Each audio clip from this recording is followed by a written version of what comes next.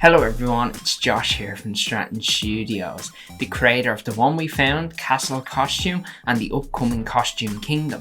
Today we're going to take a quick look at some of the latest trailers on the PlayStation 4 YouTube channel, so let's dive right into it. Right out of the gate we've got this really nice scene. This reminds me of The Shining, kind of that center framing like Stanley Kubrick does. Really cool. I'm loving this here. Okay, let's pause this right here. Let's look at the atmosphere. So we're in the scene now with the kind of little guy in the yellow hood and kind of like a fridge in the corner or something it looks like, or maybe a mailbox. But look at the way the light is kind of dispersing throughout the scene and the ambient occlusion that's being applied. So what ambient occlusion is when you place a 3D model in a scene, oftentimes it will not take on the characteristics of the environment. So in life, as you know, if you place like a cup on the desk, you'll notice that at the bottom of the cup, it's going to have some like darkness to it, some shadows, as light isn't getting to it as well as maybe the top of the cup.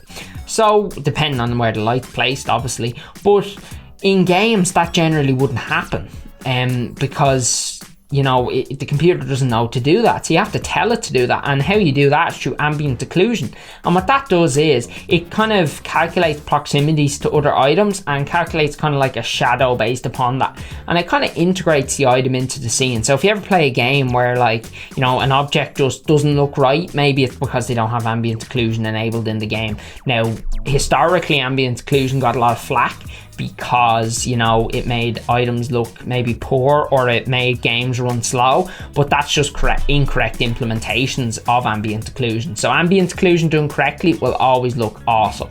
Okay, so we're moving on here. I'm gonna hit play. So they're running into looks like an elevator. Okay, now they're skeletons. Oh, that's pretty cool. I like that little X-ray mechanic. Oh, I like this here, the way that kind of they're going to the water and we're getting the reflections here. Okay, that reminds me of kind of Death Stranding, that kind of scene there. Okay, we're seeing some kind of gameplay here with the hammer and then this kind of person sitting in a chair. It's a very kind of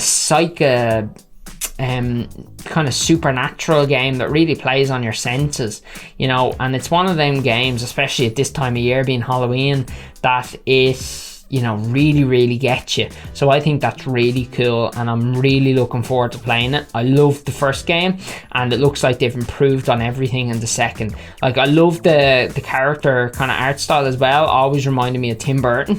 I think it's a big inspiration for them, and to see them doing it the second time, awesome, really awesome.